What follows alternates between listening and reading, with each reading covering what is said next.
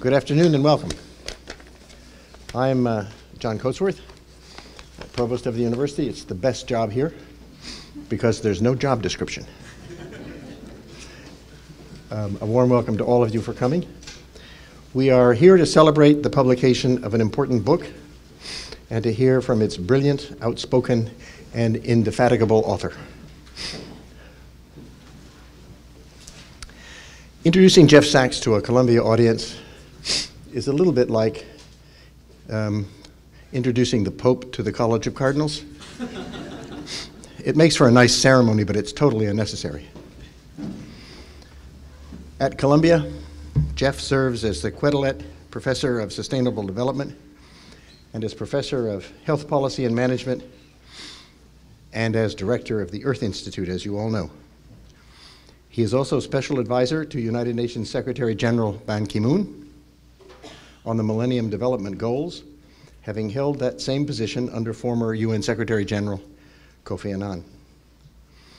He is also Director of the recently created UN Sustainable Development Solutions Network, co-founder and chief strategist of Millennium Promise Alliance, and Director of the Millennium Villages Project in Sub-Saharan Africa.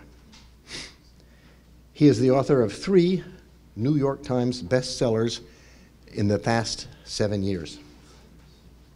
The End of Poverty, which appeared in 2005, Commonwealth, Economics for a Crowded Planet in 2008, and The Price of Civilization, which appeared in 2011. And if that were not enough, his 2013 book, To Move the World, JFK's Quest for Peace, traced the evolution of President Kennedy's foreign policy thought and action at a critical moment in world history. He raises the bar for everybody else here. Jeff's new book, just published by Columbia University Press and entitled The Age of Sustainable Development, may be the best of all and probably his most influential. It brings together in a remarkably readable synthesis what he has come to call the foundational ideas of a new discipline, the science and practice of sustainable development. Since his appointment as director of Columbia's Earth Institute in 2002, Jeff has worked tirelessly and effectively to institutionalize this new discipline at Columbia and around the world. With colleagues at SIPA, he led the creation of a new PhD program in sustainable development, the MPA program in environmental science and policy, and another MPA program in development practice. And our School of Continuing Education now offers a Master's of Science degree in sustainability management. Jeff's course on challenges of sustainable development is the cornerstone of the undergraduate major that did not exist a decade ago. Everywhere you look at Columbia, Jeffrey Sachs pops up. And now, as you know, Jeff's MOOC, a free online course on the age of sustainable development, which is the handmaiden of the book we celebrate today, has gone viral, with more than 100,000 enrolled around the globe.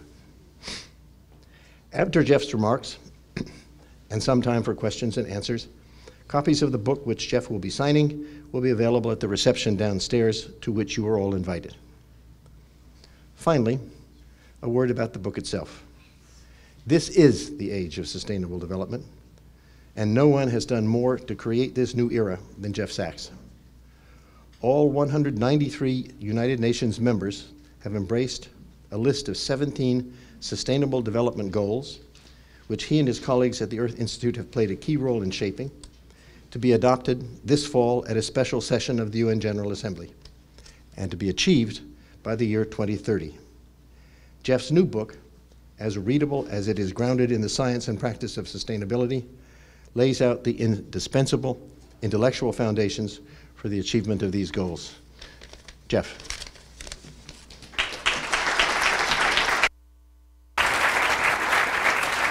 Thank you so much. Wonderful.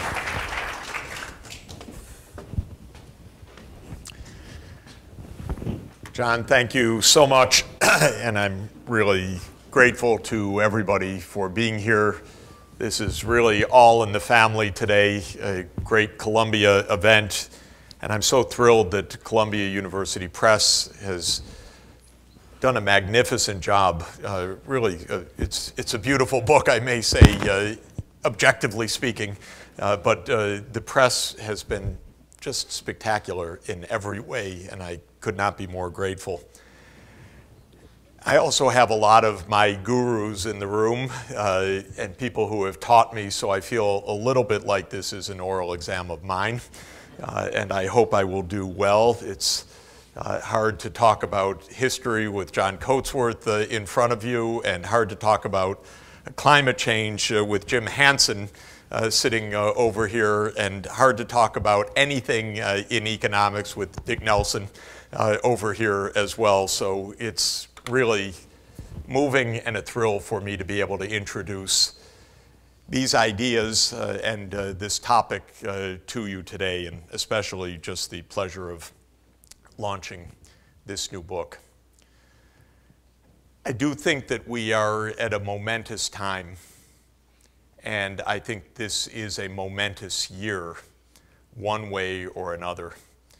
We have an opportunity in 2015 to set things on a better course. The drama will play out a few miles from here on the east side at the United Nations, where governments have committed to take some big decisions this year. There still is a lot of work to do, as I'll describe.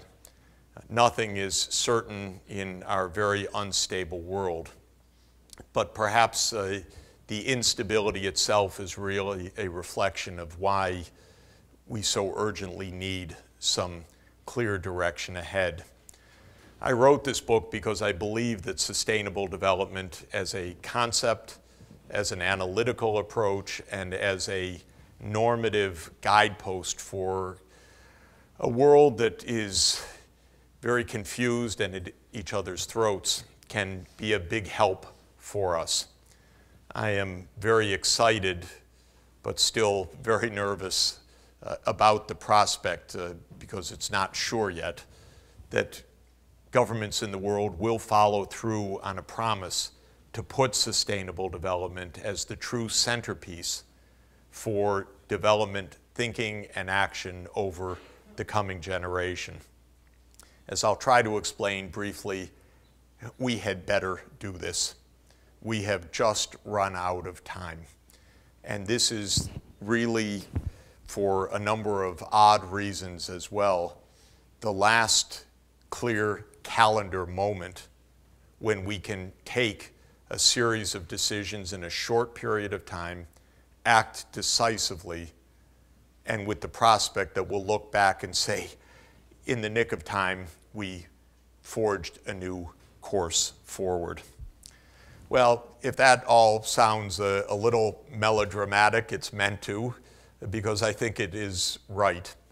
I don't mean to say, by the way, that we're different from earlier generations in facing momentous tasks, because I think that it's been essentially true of every generation since the Industrial Revolution, that the world has been turned upside down within a generation, that the pace of change has been unprecedented, that our social and political institutions have lagged behind our technological realities.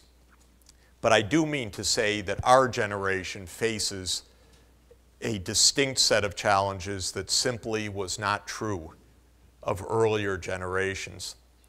We really face a set of choices that are unique to our time, because never before was our species capable of doing both the good and the bad that are the drama of sustainable development before. And that's what I'd like to explain. So if I can move the, there we go. We had to invent even a new term for our age.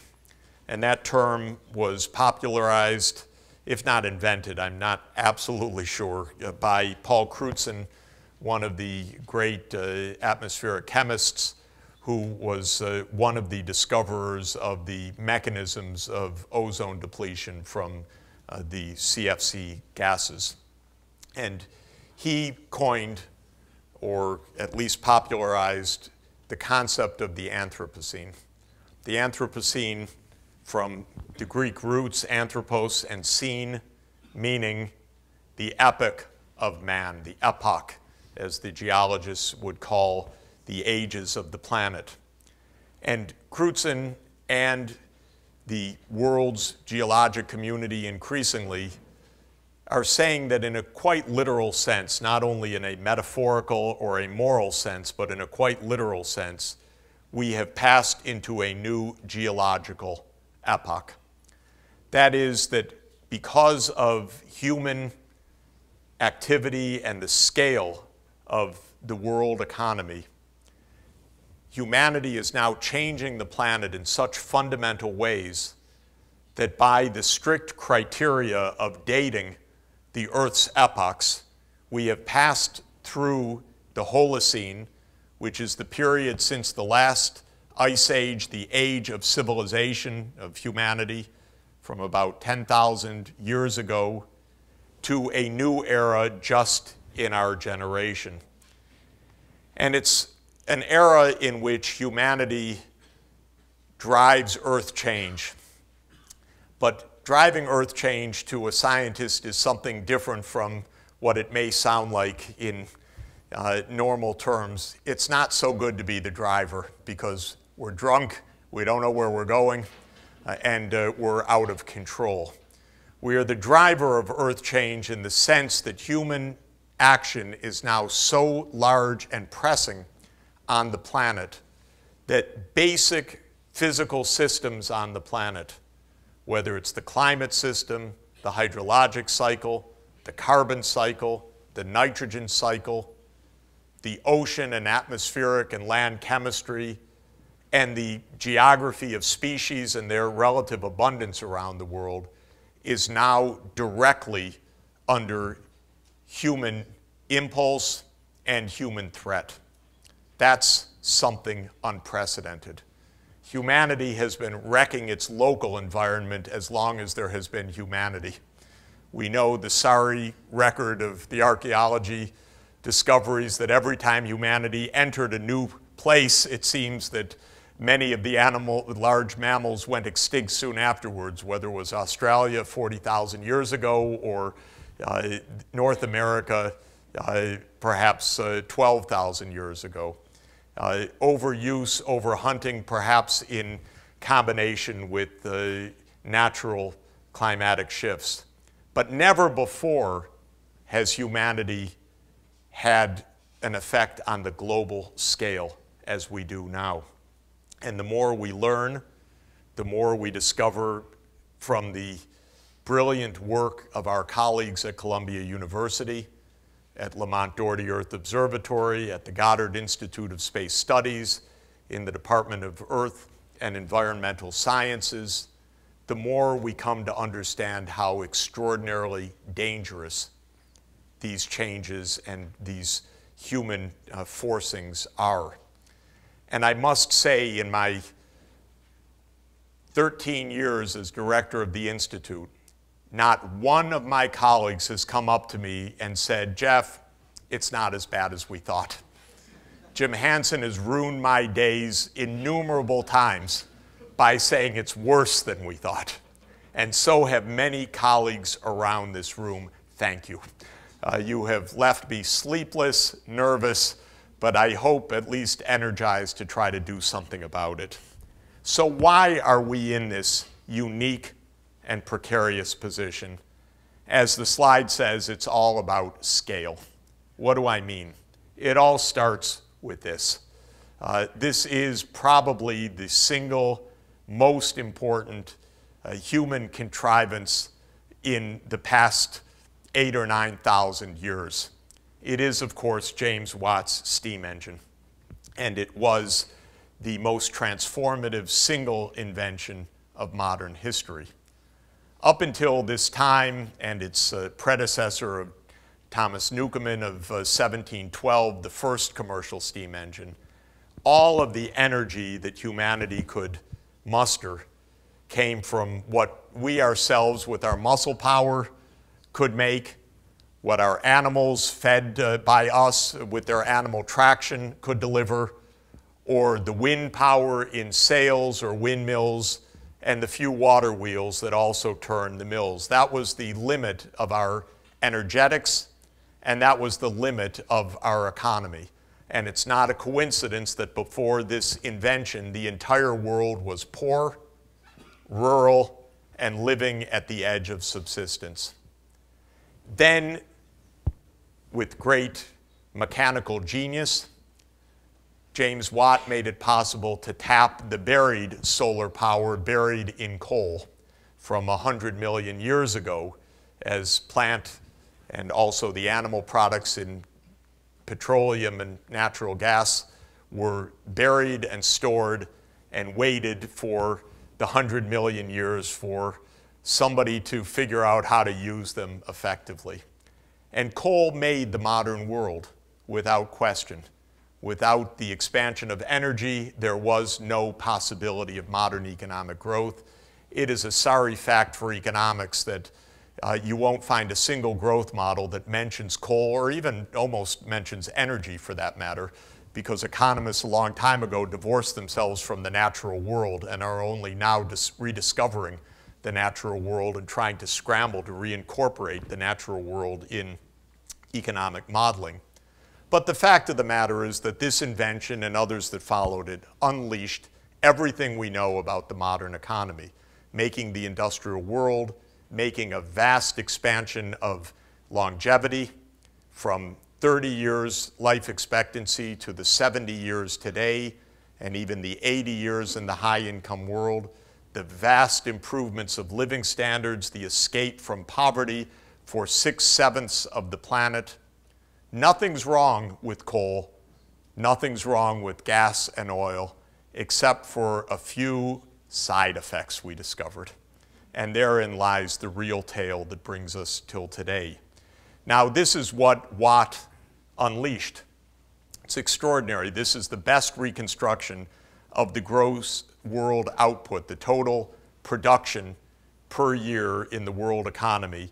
This is the work of the late, great macroeconomic historian Angus Maddison, who used records of farm productivity and the knowledge that throughout almost all of history, 90% of humanity were farmers, to reconstruct the picture of global economic development. Well, you can see something changed 200 years ago, and that something was the power of modern economic growth unleashed first by the steam engine and then by a continuing cascade of technological changes that we call the endogenous growth of the modern era. And this picture also, using the Maddison data, presents the same information as per person, a rough measure of living standards, showing roughly a 1 order of magnitude rise of average global living standards during the period of the Industrial Revolution. Notice no change for the 1800 years that preceded it. And in a famous essay that I love by John Maynard Keynes in 1930 called The Economic Possibilities of Our Grandchildren, Keynes makes the observation that had a peasant from the Roman Empire been magically transported to England in 1750, the peasant would have felt quite at home, familiar with the technologies, with the farming, and with the living standards. It was only after this incredible breakthrough to modern economic growth that the world changed so decisively. And along with that change came the growth of human population.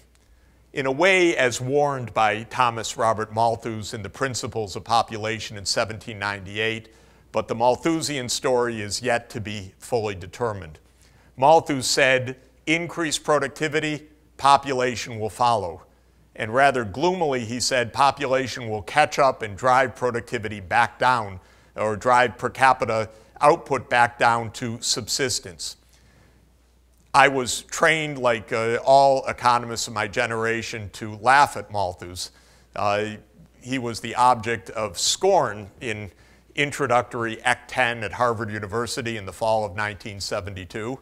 because we were told that obviously never had a prediction been so wrong as Malthus, given that he made it in 1798 just as the curve of output per capita was shooting up.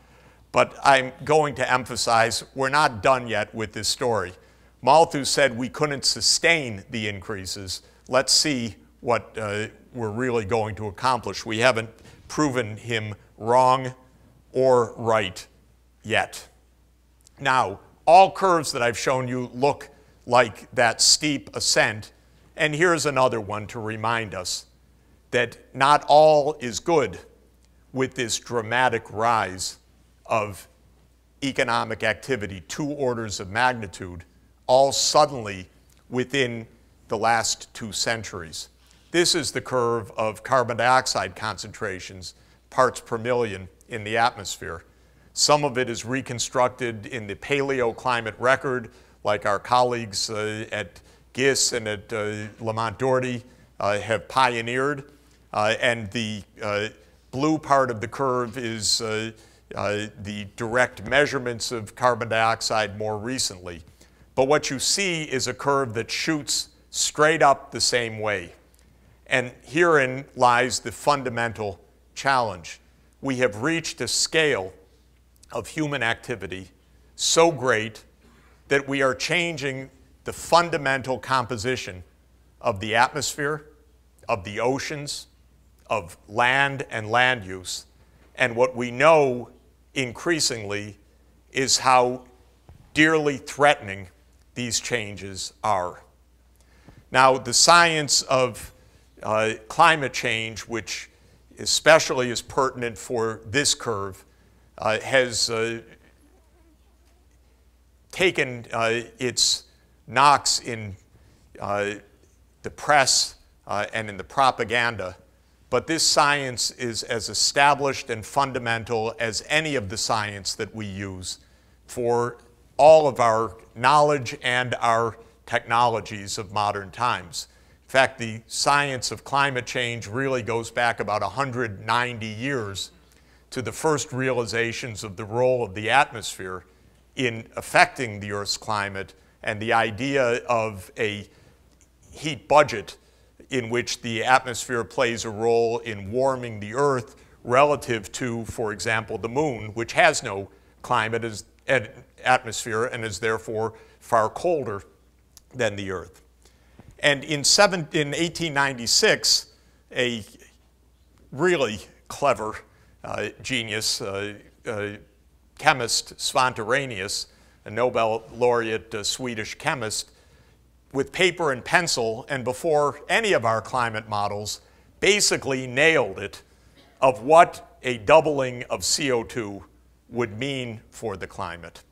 And over an 18-month arduous calculation, using his knowledge of the spectral absorption of CO2, of infrared radiation, he was able to make a calculation that said if the CO2 concentration doubles, the increase of temperature would be on the order of about 3 degrees Celsius.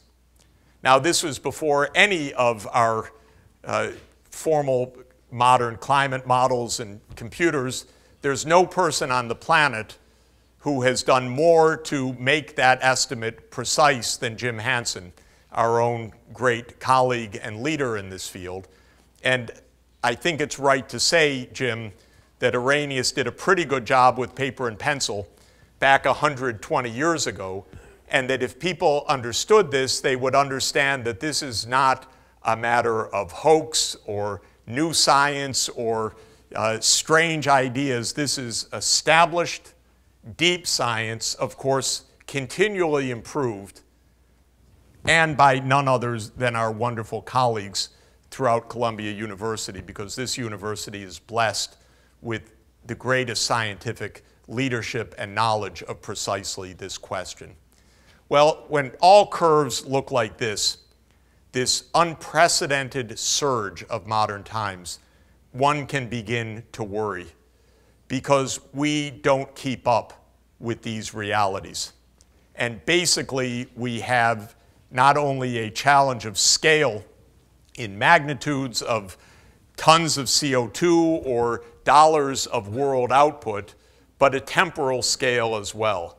I think it was put best by Professor E.O. Wilson of Harvard University and another senior advisor of the Earth Institute and another gift to humanity when he described our predicament as being one in which, as Wilson said, we have stumbled into the 21st century with our Stone Age emotions, our medieval institutions, and our near godlike technologies.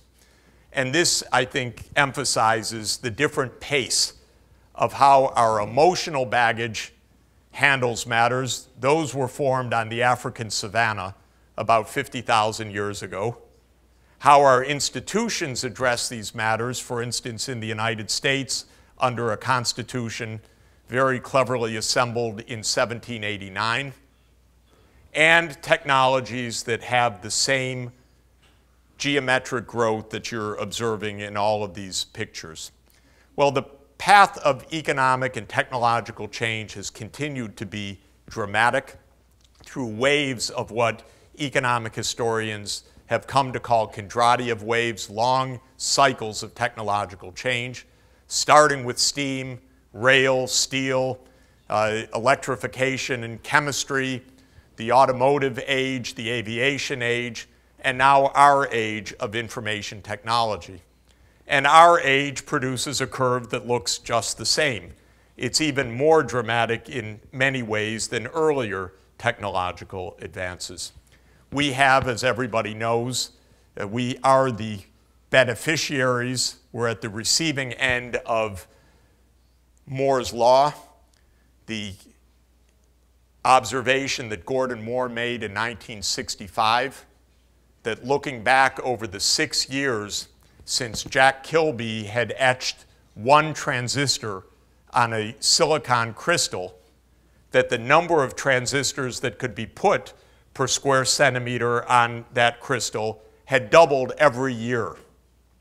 And so there had been 6 doublings, 64 transistors by 1965 on the integrated circuit. And Gordon Moore said, you know, this can continue for at least another 10 years. He said it may slow down to every 18 months, maybe every 18 to 24 months. Well, Moore was onto something, because now we are 50 years later, and we've had a rate of doubling of the transistor count every 2 years since 1965. So the result is that Jack Kilby put one transistor on a silicon wafer, which later became called an integrated circuit, when the rest of the electronics was added onto the chip. And now, last year, Intel put 5 billion transistors on the chip. That's our technological revolution in our time. I think looking at it and comparing it to the earlier ones, I'd put it on par with the steam engine, with electrification. We're living in as big a transformative era as these earlier ones. It gives us tremendous opportunity to address challenges, unprecedented. As I like to say, we've reached almost the pinnacle of civilization. We can stream Netflix on our phone. Almost unimaginable in the well-being that accompanies that, especially in a new House of Cards season. But more than that, we could probably even address the other challenges, as I'll emphasize. But the question is, will we? Well, these waves of technology have many impulses in society. One of the most dramatic for us, working in remote African villages, has been to watch the wave of mobile phones and now mobile broadband reach the most remote villages of Africa within a period of about 6 years.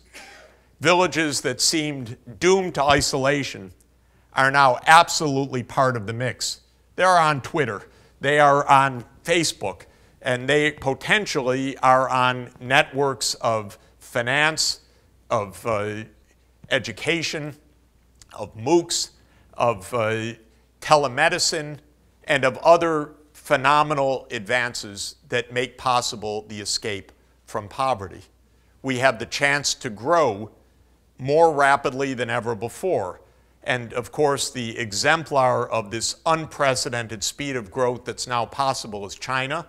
And no place in China exemplifies that growth than Shenzhen, China, which, as you know, is in Guangzhou province near to Hong Kong. This was Shenzhen in 1980, 23,000 people. This is Shenzhen today, 25 million people. Makes New York look a little bit like a laggard. And that is just in the last 30 years.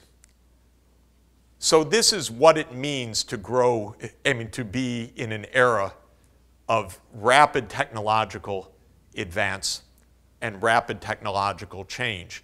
And it also makes possible, I think quite realistically so, an idea that Keynes talked about in 1930 when he said in The Economic Possibilities of Our Grandchildren that I referred to earlier, that in his grandchildren's day in Britain, poverty would be ended, a prediction that he made at the depths of the Depression, but based on compound economic growth, technological advance. Riffing off of Keynes, I wrote a book 10 years ago called The End of Poverty, where I said that the same could be true not only in Britain in the high-income world, but we in our generation could end extreme poverty worldwide. Well, the evidence is on side for that still. On side in that the developing countries had a 43% poverty rate, according to the World Bank definitions, in 1990, and that fell to 17% in the year 2011, the most recent data. And when the World Bank computes the 2015 poverty rate, I would predict that it will be something around 14% or even less. In other words, we could actually see literally the end of extreme poverty in our generation. And Sustainable Development Goal number 1 that will be adopted this September at the United Nations will be to end extreme poverty. It's not a pipe dream, it's a literal reality within reach. Okay, that's all the good news I'm going to say, because I have to finish with some sobering realities. We are not achieving growth with sustainable development at this point. We are achieving growth. Indeed, the world economy grows, and it grows pretty relentlessly. It grows between 3 and 4% per year, meaning a doubling time of roughly 20 years, once in a generation. And with that doubling, it means that today's $100 trillion world economy, we could expect by 2035, pretty realistically, that this will be a $200 trillion world economy, barring many of the obvious disasters that we could get ourselves into. But we are not achieving the kind of growth that makes us safe, that makes societies fair, and that makes our living standards even remotely sustainable. The concept of sustainable development is that growth should be socially inclusive and environmentally sustainable. So sustainable development as a concept as now adopted by the United Nations member states is a normative framework based on 3 pillars: economic development, social inclusion, and environmental sustainability. It's a test as well. It's a test of the quality of our economic strategies and approaches. And we fail the test dangerously now. We fail it in basically 3 ways.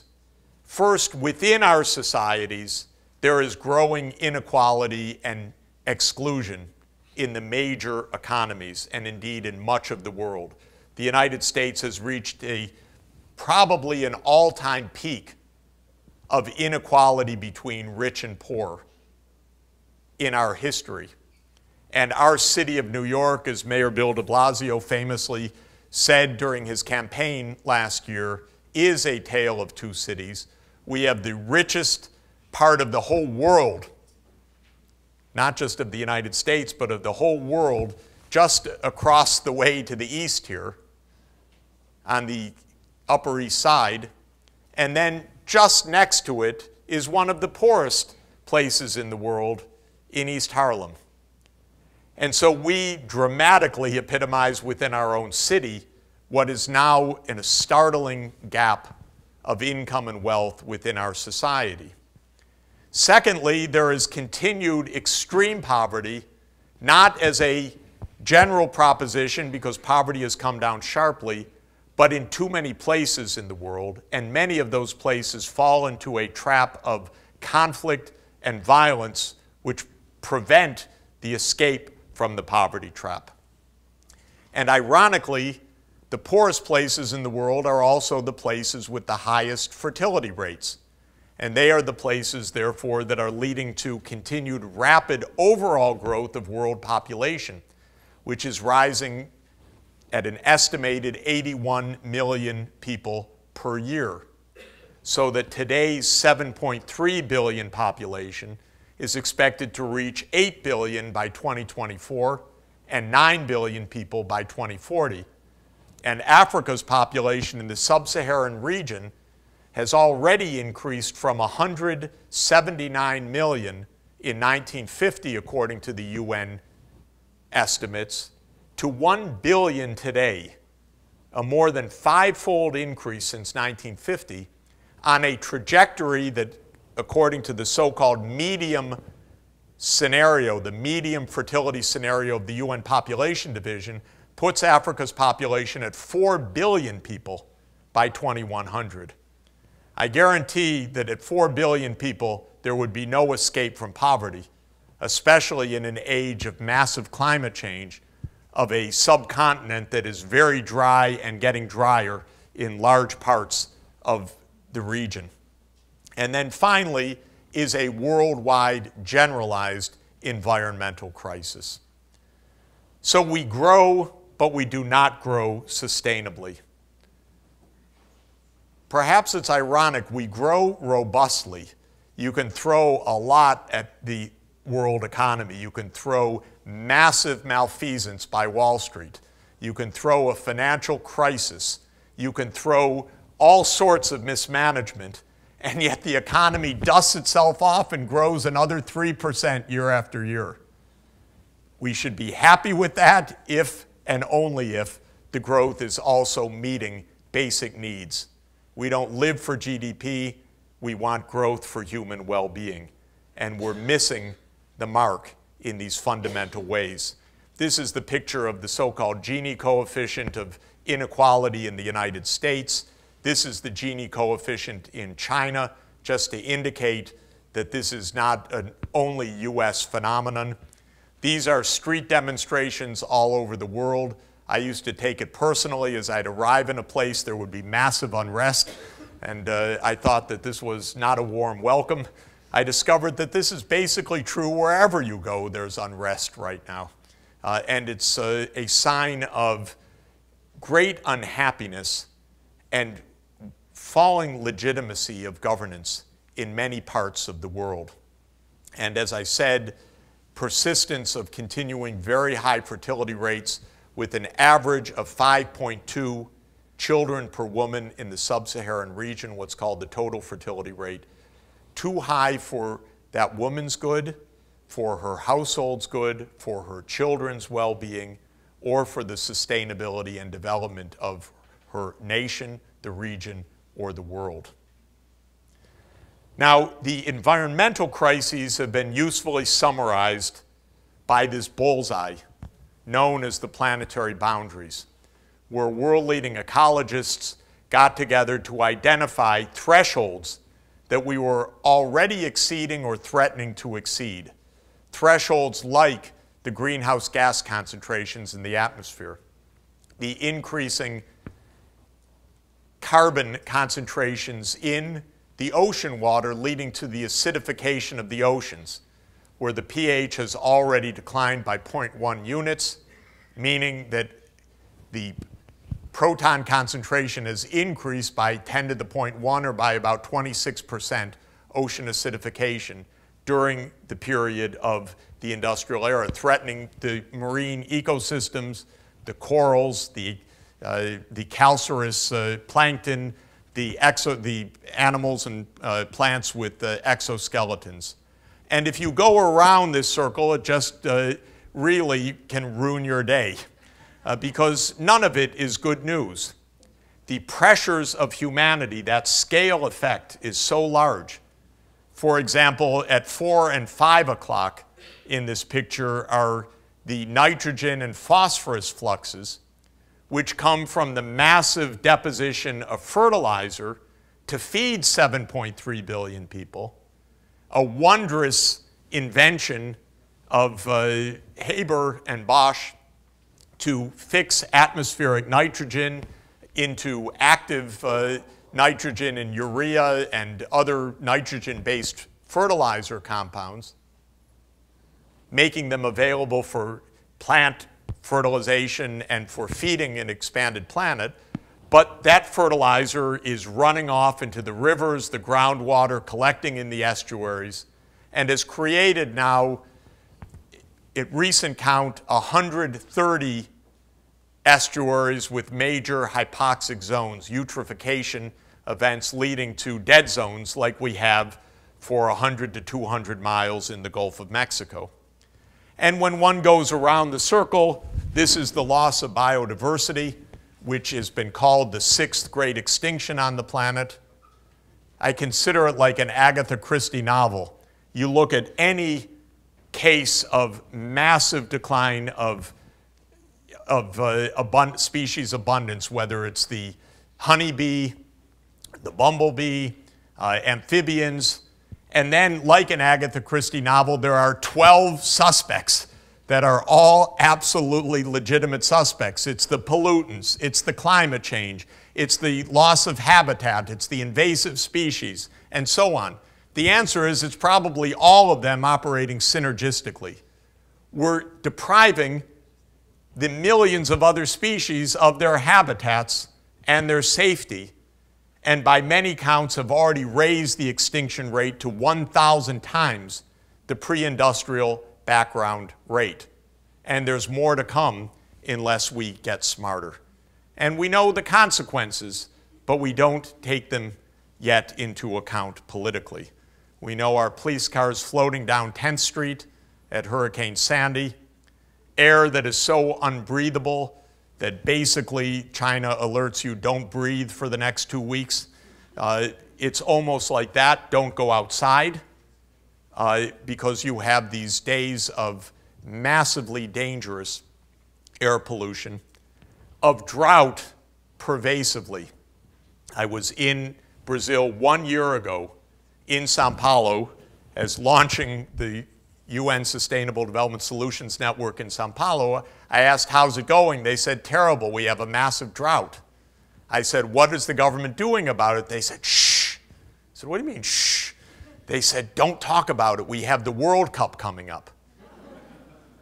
And then after the World Cup was the national elections. Now, literally, you have a city of 20 million people rationing water. They took no action for a year. And now it's absolutely unprecedented, the scale of the drought. Of course, the drought is widespread, as is in other regions like ours, heavier precipitation, as we've noticed in recent weeks. And here, when I was in Serbia last June, they were just coming out of the worst flooding experience of the last 500 years. In fact, it was, they don't even know, obviously they can't compare, it may have been the worst floods in their measured history in Serbia and Bosnia. So we're already profoundly destabilizing the climate system. California with its prolonged drought, and we just had a wonderful study coming out of Lamont Doherty, wonderful except frightening, saying that with the climate change that's underway, by the end of this century, the frequency of mega droughts is very likely to multiply decisively compared to today, because the ensemble of computer models gives a very strong signal of rising drought frequency in the American West. This is a picture of drought circumstances from last October. I should have picked the new one.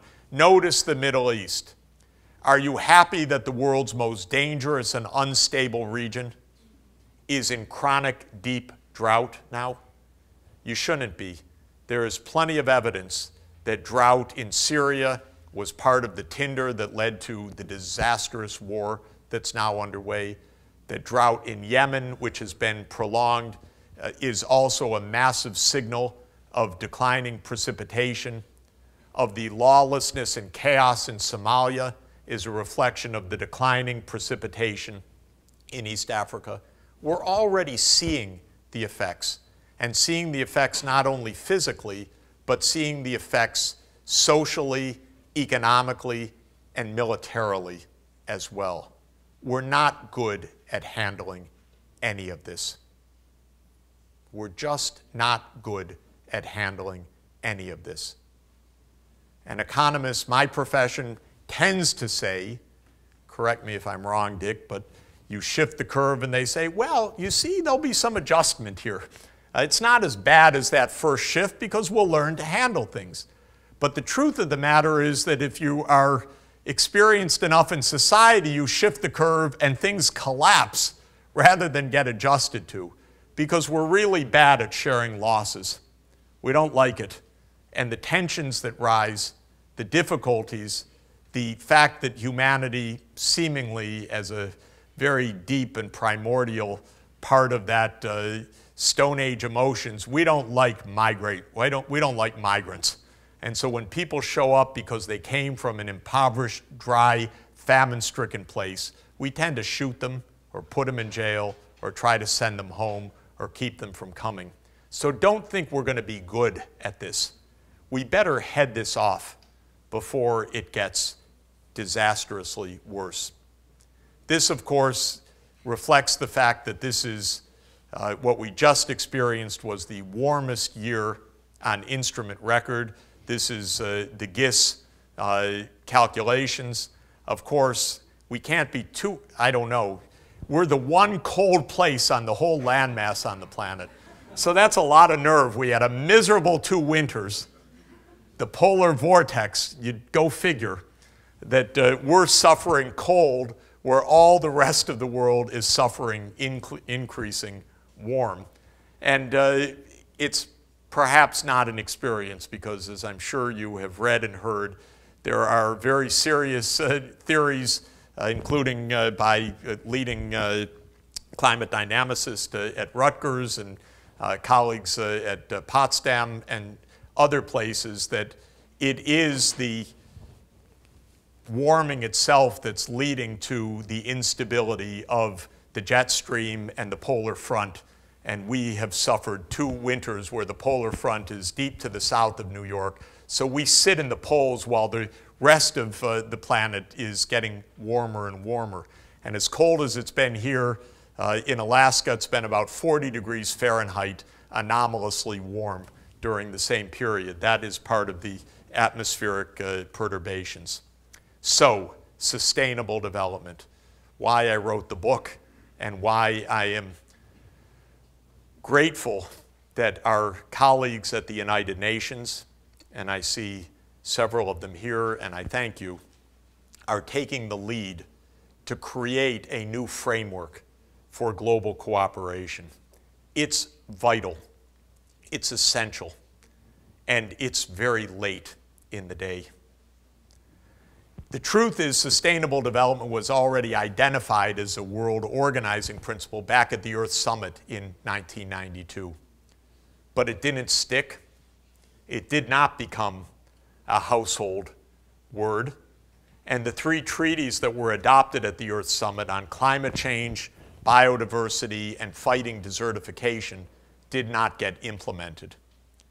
So when the world's governments came together at the 20th anniversary of the Earth Summit in June 2012, they said we have to do something more than what we've done.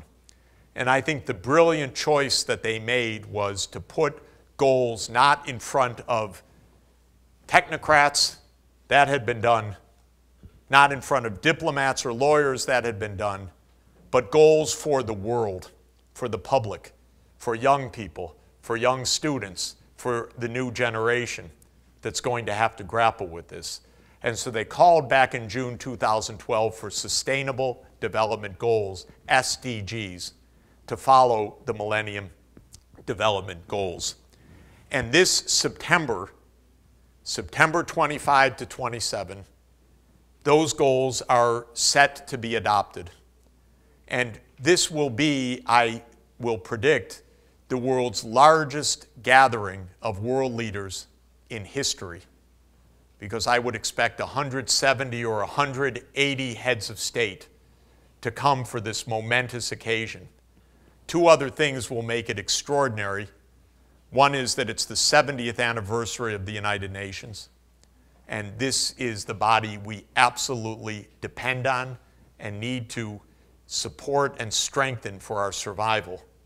And second, Pope Francis will open the meeting of the world leaders, speaking to the 170 or 180 world leaders, and I believe powerfully reminding them of the moral obligation that we have to each other and to future generations.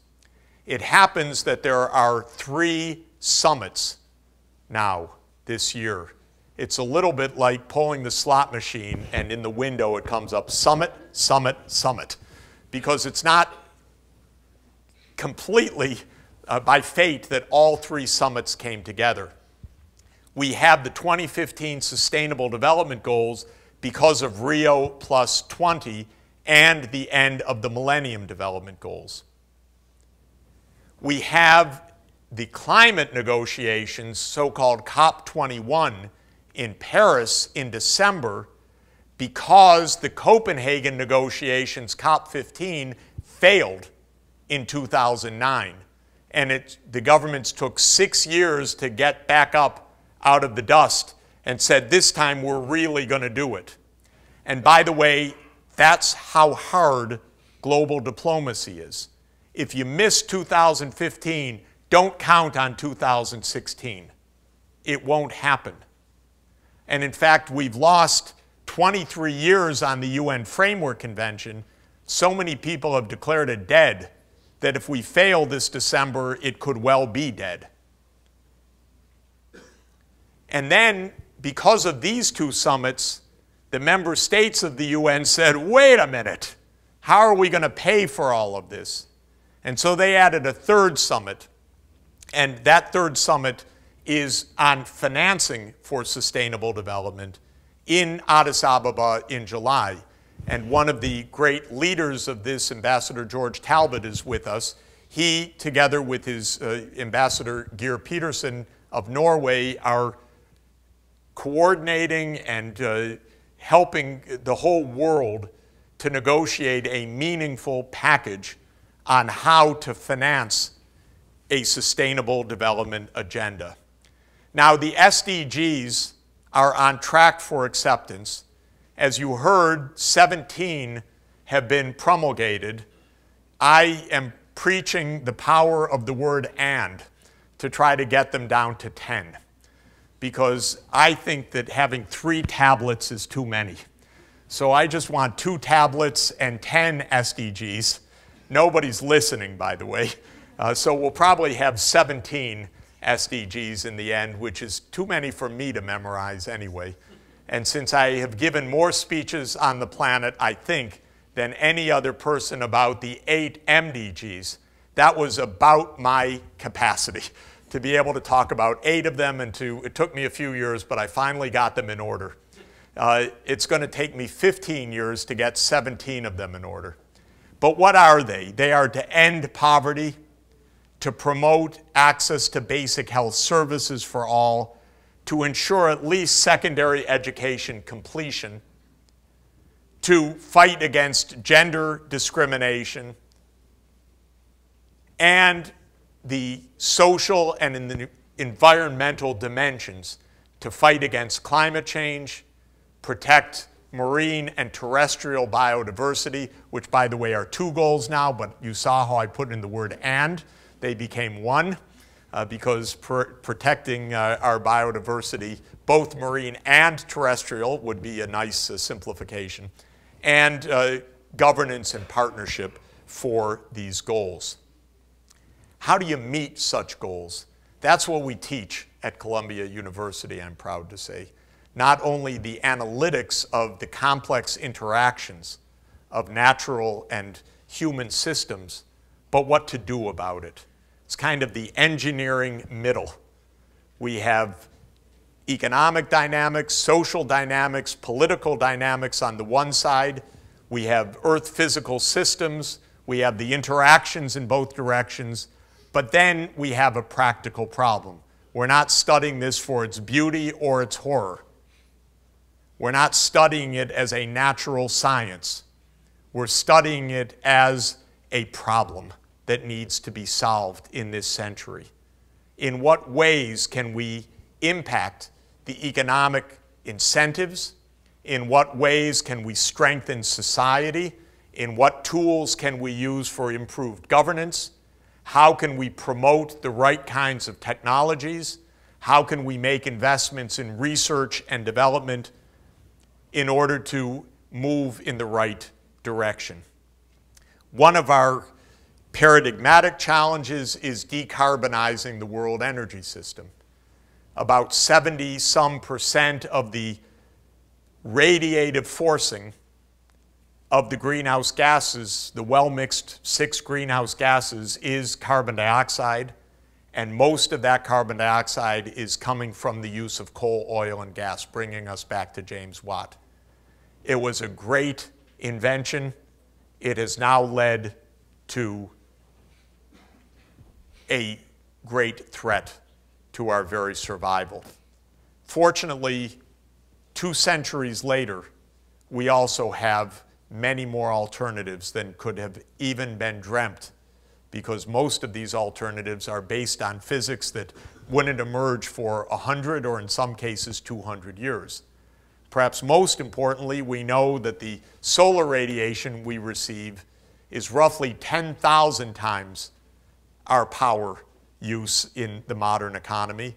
So if we can tap solar radiation through improved photovoltaics or concentrated solar thermal energy, we have not an inexhaustible and infinite energy source, but one that's pretty good, that could power the planet with 0 greenhouse gas emissions, in fact. We've been working hard on strategies for decarbonization, and one of the projects of the Earth Institute and the Sustainable Development Solutions Network is called the Deep Decarbonization Pathways Project. And we're hoping to use the findings of the practical ways to move from a fossil fuel economy to a zero carbon economy as part of the leverage to reach a good agreement at COP21 in Paris at the end of this year. Just to say very quickly that all of the analysis done by the 15 countries that are, the teams that are of the 15 countries that are part of this project show the same features. All major economies can decarbonize, and can decarbonize at relatively low cost through a strategy that emphasizes energy efficiency, near zero carbon electricity through renewables, nuclear or carbon capture and sequestration, and what's called fuel switching, electrifying our fleet. I don't know about you, but I'm excited to have a generation driving Teslas and the like. I don't know if you've been in a Tesla. It's really cool. It's a better driving experience, and this is not a paid ad. It's a smarter vehicle, and it's one that doesn't emit CO2 at the tailpipe. And as long as the electricity that's charging it is not emitting CO2, we get down to 0 in the transport sector, which is roughly 1/3 of America's emissions. So we're going to need new approaches, new models of governance, new ways to direct technological change. We have a lot of experience with directing technological change, but mainly for military purposes. And we need to direct technological change for our survival now, for sustainable development, whether it's low carbon energy systems, more sustainable and resilient agriculture, smarter urban systems. And I was recently honored by Mayor de Blasio by his asking me to co-chair his sustainability advisory panel for New York City. And that panel is devoted to finding ways to reduce CO2 emissions in New York City by at least 80% and make a smarter and more healthful city at the same time. And because of Moore's Law, we're at the cusp, if we want it, we're at the cusp of massive breakthroughs in low-cost, high-efficacy healthcare, education, and governance. I believe we can transform all three sectors. So let me conclude by saying a word about the special responsibilities of universities in this challenge. And I want to especially thank our Provost, John Coatsworth, and President Lee Bollinger, who have been the greatest supporters of the Earth Institute initiative in these years and have given space for creativity, for new degree programs, for pushing the envelope to be operating in very remote places, unusual places around the planet, because that's where the challenge of fighting poverty or addressing social exclusion or addressing climate change has taken us. I think that universities have a unique role and a unique responsibility in this unprecedented challenge of our time. First, of course, is in education, in helping to define a new discipline and helping to teach it. And I couldn't be prouder of the work that the Earth Institute and Steve Cohen, who's here, Executive Director, has led to build these new degree programs throughout the university that are a thrill and that are receiving a massive flow of exceptionally talented applicants for all levels of study. Second, of course, is research and design of sustainable development solutions.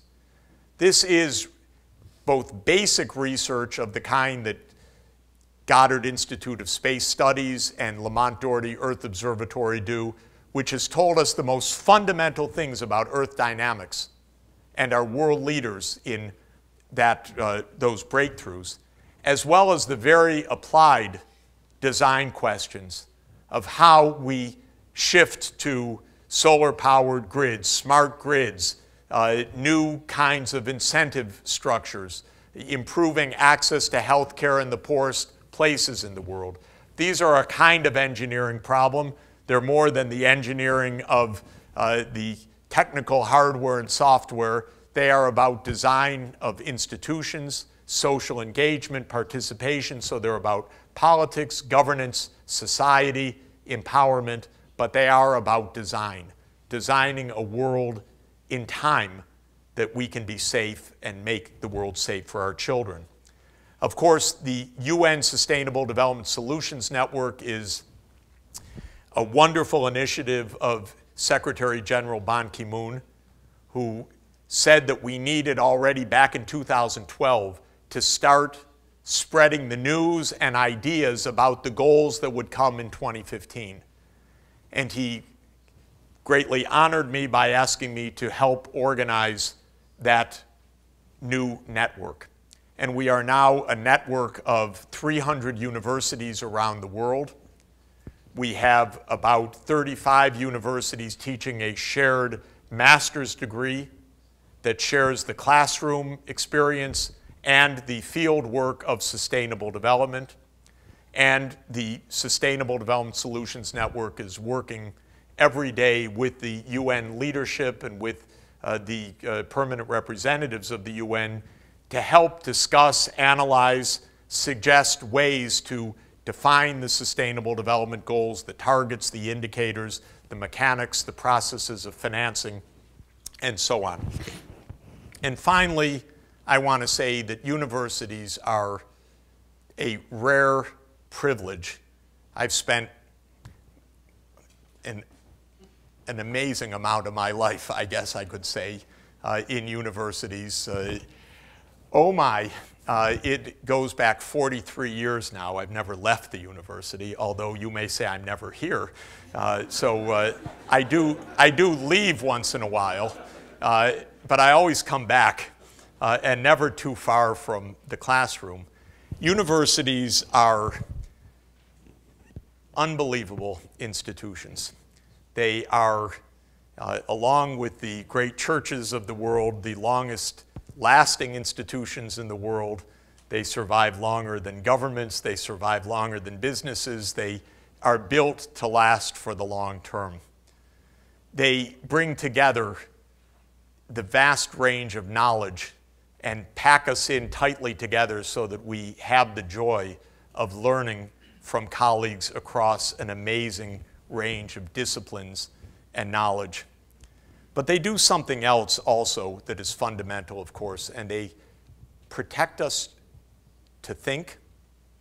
They grant those of us who are very lucky, very blessed, tenure in senior positions, which I can tell you, and I can tell you literally I would not have been able or willing to do 1/100th of the things I've said and tried to lead without that, because it's frightening sometimes. And the confidence that one has in a home base and the protection of one's speech and ability to think is absolutely, it's unique in our society. And finally, the universities are not fully, but to a significant extent, one of the few havens in our world from the commercialization and the profit drive that has dominated virtually all of the world, and that, as Pope Francis has said, has made it very hard for us to think and has created a kind of globalization of indifference.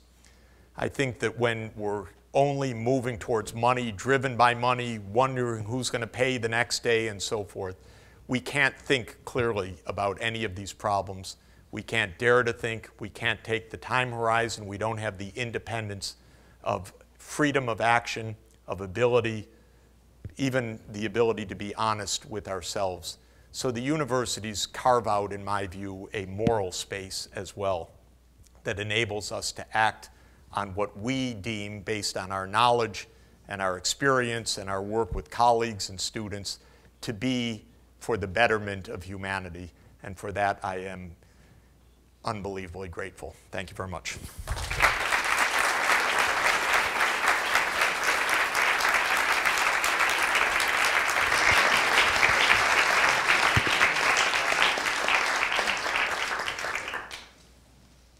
Questions can be asked from this mic.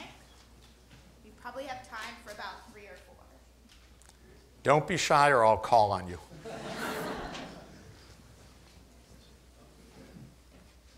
Please.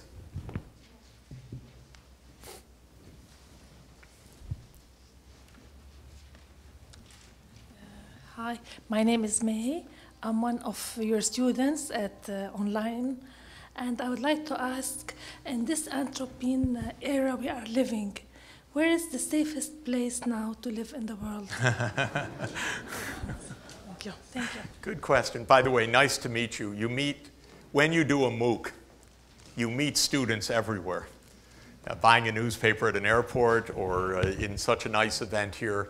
And I did truly, at the Lima Climate Summit, I felt like a movie star for my little moment, because there were, I don't know, hundreds or thousands of people that were taking my MOOC there, because it's not a random selection after all. So everywhere I went, oh, can I have a selfie with you, Professor? I'm in your class. So it was a lot of fun. So thank you for taking the class. First of all, there is no safe place, I'm sorry to say. You know, I thought about that question, and one place I thought, well, one of my favorite places on the planet is Bhutan. And Bhutan is gorgeous, idyllic, beautiful people, beautiful culture, high up in the Himalayas. And of course, Bhutan is battling furiously to fight what they call their glofs, which are their glacier lake runoffs, because the glaciers are melting and they're flooding the valleys below. The truth is, we are all vulnerable, and all vulnerable in two different ways. One is the natural variability. If you're in a wet zone, it's going to get wetter, and if you're in a dryland, it's likely, though I'm not being very scientific here, that you're going to get drier. If you're in a tropical environment, many tropical diseases are going to transmit with more force of infection. I don't think it's safe, because we've all adapted to certain conditions. We have technologies, crops, know-how, indigenous knowledge, and institutions adapted to something that won't be there soon. That's first point. The second point is we're so interconnected, I'm sorry to say, that we will not have any crisis on this planet that doesn't bring the whole planet to crisis. That's sad, and it's or maybe it's sad, maybe it's realistic, maybe it's good, you might say, in a hidden way. But nothing gets left alone anymore. And every local crisis becomes a regional crisis, then it becomes a test of superpowers, then the arms flood in. We're in a mess right now where local crises become objects of global intervention easily, or the problems spread, or what happens in West Africa, like the Ebola outbreak, suddenly becomes a global threat. And I think that's what we really need to understand, is the interconnectedness. And of course, I wouldn't say don't live in a flood zone, so I could give some practical advice, and your insurance company won't insure you anymore. And listen to the warnings when they come for extreme storms and so on. But let's not try to figure out how to move to high ground. Let's try to figure out how to prevent this terrible impact from ever happening by heading it off before it gets out of control. Hi. Hi. Also a big fan. Thank you. My question is about your hopefulness about what's being made in policy these days. You seem very excited about the 3 summits that are coming up, and it is exciting. But what do you think, what can we do to influence countries, for example, who are not necessarily interested in cutting their carbon emissions because they're interested in profit, yep, which you mentioned, or summits that are not necessarily geared towards the SDGs or that are more economic driven? What do we do about that? Consider our situation right now in the US. We have a Senate that is more aggressively against climate change action than probably at any time in modern history. But if you look at it, it was elected by the oil industry and by the Koch brothers' money. And it's not a big mystery what's happening. Mitch McConnell represents coal and oil, and almost all of them do. They don't think. I find it hard to believe that, sorry to be rude, that they're as dumb as they look. I don't think, as they sound, I should say. It's not how they look. What they say is unbelievable.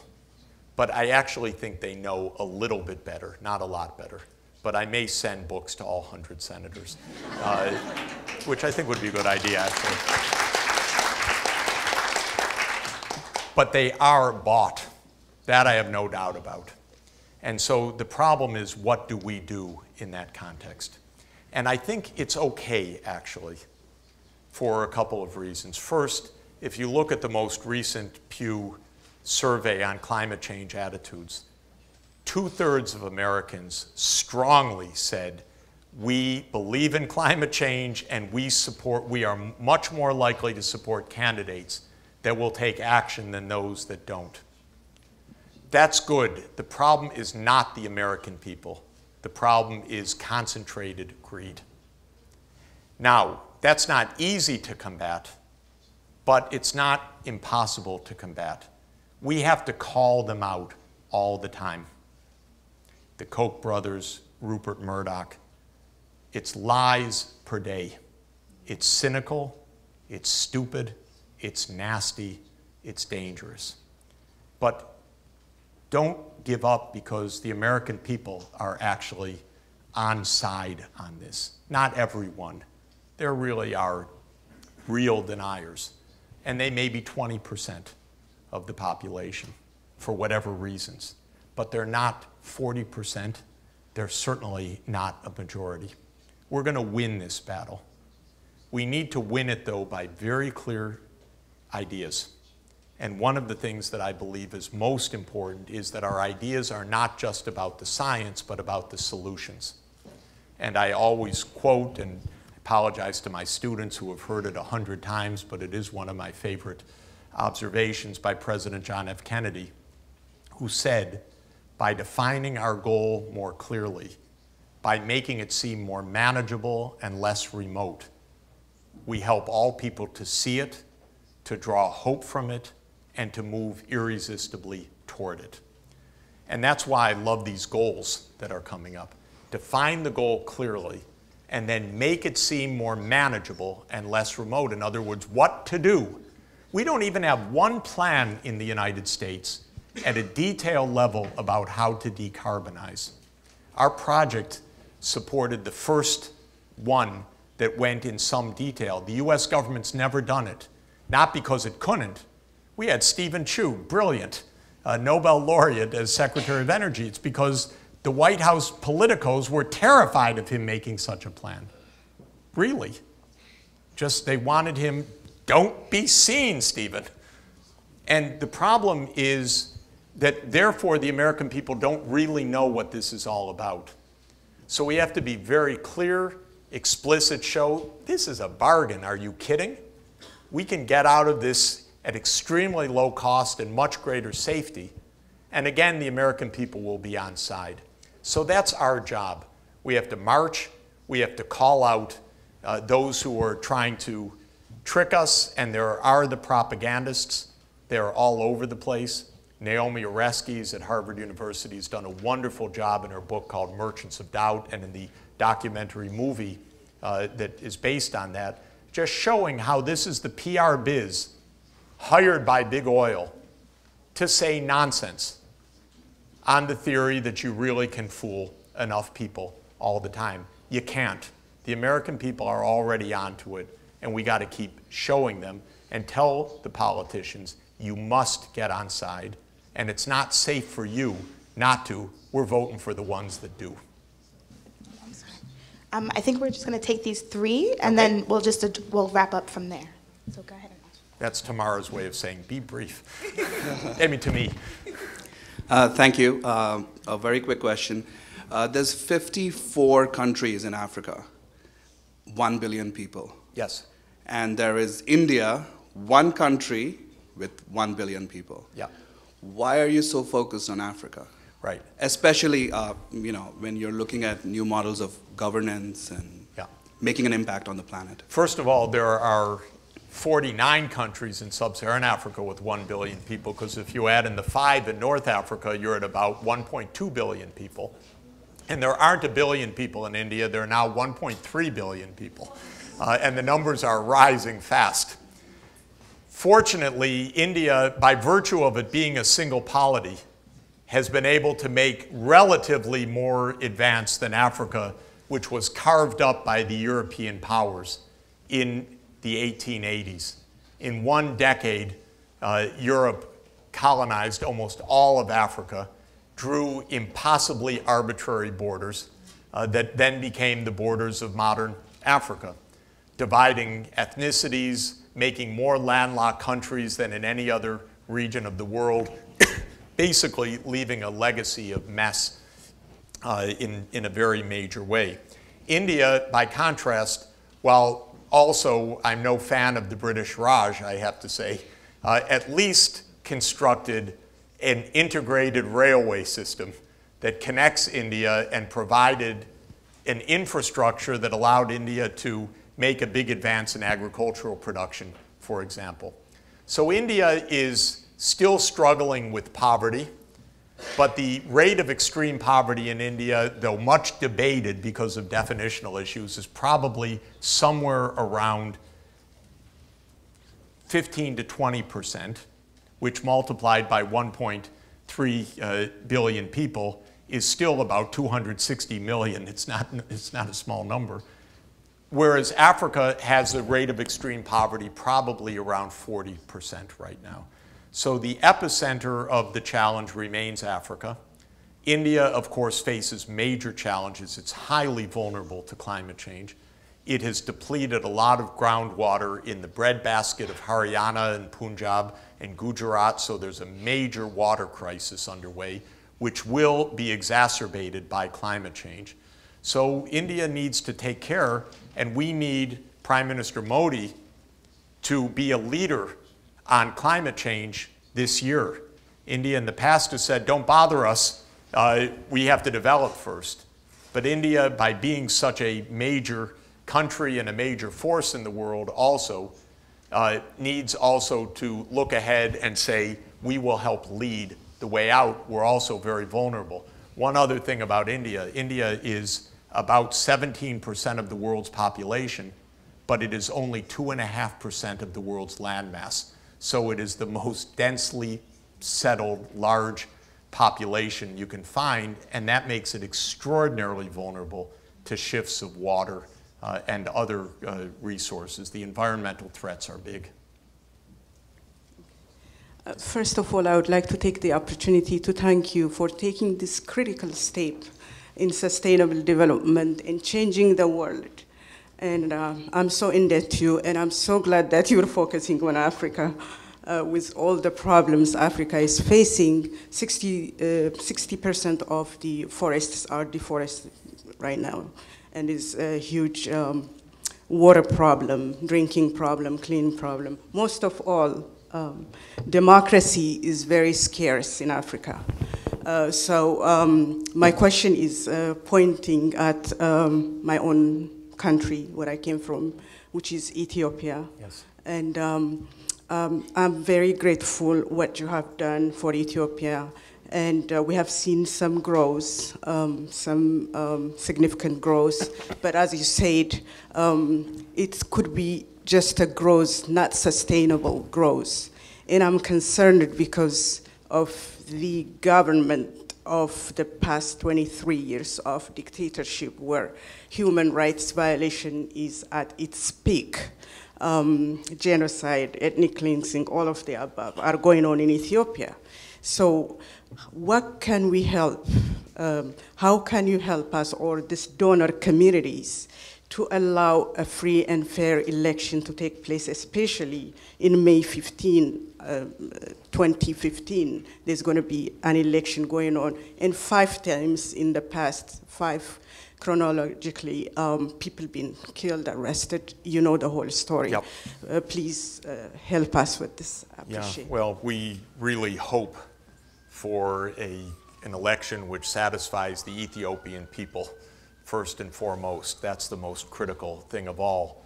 And elections in the past have been occasions of violence, crackdowns, and we just pray that this doesn't happen now.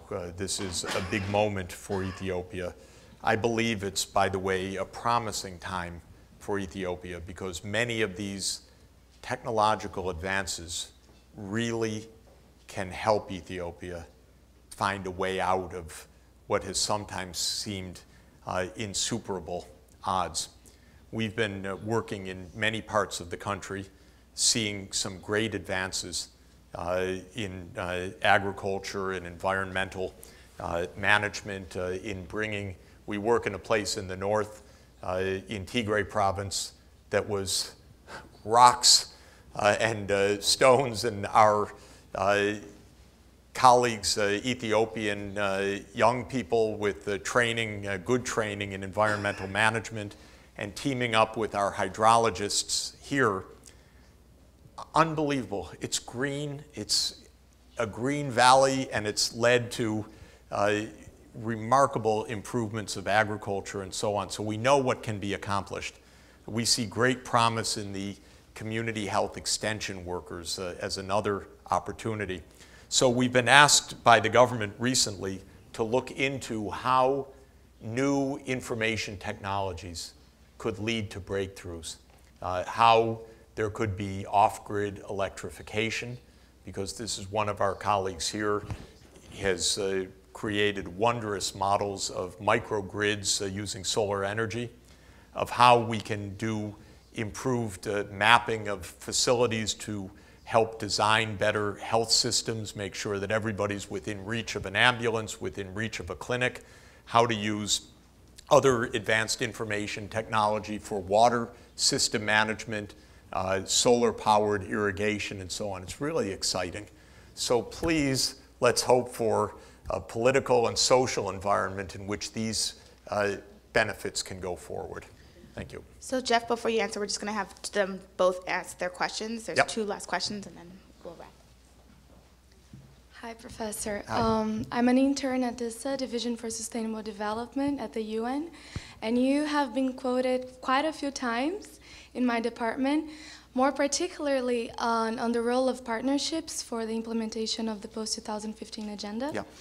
And particularly, you mentioned on how you defend having specific partnerships for each one of the 17 goals. So last Friday, I attended an event organized by ECOSOC, and it was on the role of partnerships for the implementation. And they mentioned you as well, but instead defending a more integrated role of partnerships for all 17 goals. Yep. So if you could, I became a little bit curious, the reason why I'm here today. If you could please comment on that. Great, thank you for good opportunity also. Yeah. Yes, just one short question. I'm coming from Montenegro and I'm a journalist. I know you are familiar with the country. What is actually more bigger threat for the world? This CO2 or anti-democratic regimes which are leading many of the world countries? Or those two things are very much in connection? Yeah, good, thank you very much. So always you have a question of the what to do. And I'm not proposing 17 separate partnerships, but I am proposing some very specific things that so far I've heard no to. But those who know me know that that doesn't work so easily. So I'm going to continue to advocate for them for a while at least. I'm proposing that we have a new global health fund that can fund global health systems. My wife Sonia, who's here, heads our work in Africa. She and her team have pioneered the use of community health workers in low-income settings. The lives saved are huge in number, and it's a wonderful low-cost system. We're trying to raise a small amount of money, a few $1 million, to help Ghana to implement this. I can't find the money in the international system right now. It's shocking to me. It's unbelievable how hard it is to raise funds for poor people in general. That's what I have learned in life. So one is I'm trying to get a global health fund that could fund innovations like community health workers. Second is a global fund for education.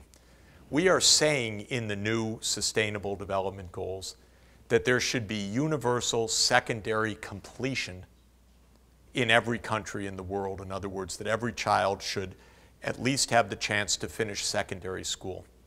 In sub-Saharan Africa, in many countries, it's 20% of girls are enrolled, even lower, complete of the age group for secondary education.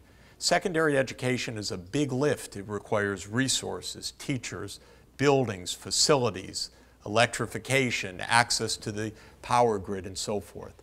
Poor countries cannot do this on their own, and it is both a moral shame and a practical disaster to leave societies without education in the 21st century. So we should fund this, and I'm calling for that as well. Third, I'm calling for a global fund for smallholder farmers, something I've been trying for the last 8 years. Pedro Sanchez and I worked on that a lot to try to bring higher agricultural productivity to Africa. The techniques are known, but the funding challenges remain significant. And now we have climate change threatening agricultural production as well. Now, I have to explain, the answer so far in general has been no. We don't want new things. But why? Because the donors don't want to pay more money. I don't regard that as a sound reason. Nobody's out of money. No government is out of money. Government stopped taxing rich people. That's a different matter. So there's no shortage of money. I have a backup plan, by the way. According to the Forbes list, there are 1,645 billionaires in the world. And according to the Forbes list, 41 of them live within a couple miles of here. I have my eyes on them. Now, they have a combined net worth of $6.4 trillion. $6.4 trillion. So being an academic, I naturally think endowment, right? So if the 6.4 trillion were an endowment, and John, I think our payout rate is still 5%. Yes. Is that right? Good. So 5% of 6.4 trillion is $320 billion a year. $320 billion a year. I guarantee you, for a small fraction of that, every single person on this planet could have access to health care, safe water, sanitation, education through university level, by the way, not necessarily at Columbia's tuition, but education on the MOOCs at least. And quite seriously, we could address every one of these scourges, the 1,645 individuals. So I called Bill Gates last week and I said, how about it? Because that's what he's doing already. He is doing it. He and Melinda are really doing it. And it's wonderful. But I said, Bill, how about the rest? And he said, I don't think they're going to go for it, Jeff. And I said, I want to try. He said, I don't know. I said, will you give me the phone numbers? And he said, yeah, I'll put you into contact with them. So if anyone wants to come door to door with me, it's a little bit of trick-or-treating. But the truth of the matter is, there is no shortage of wealth to solve our problems. We are so rich, we can't even imagine it. I was in a room of billionaires about 2 weeks ago, an annual dinner that I attend of mainly hedge fund.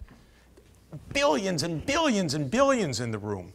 But try to go to the official system right now and raise $6 million for Ghana at the request of the government, and it's almost impossible. So we're choosing the world we want, ladies and gentlemen. That's really the main point. There's nothing that we can't do right now, and nothing that even 1,645 individuals, 1,645 couldn't do, much less the United States of America, much less the high-income world. Remember, we're spending about $2 billion a year on the military and the intelligence agencies. $2 billion a day, sorry. Think of it. I tell them, take the weekend off. We'll be okay. And give me $4 billion bucks. And then we can get something done. It only costs $3 billion to control malaria each year. So everything, ladies and gentlemen, is our choice. Thank you very much.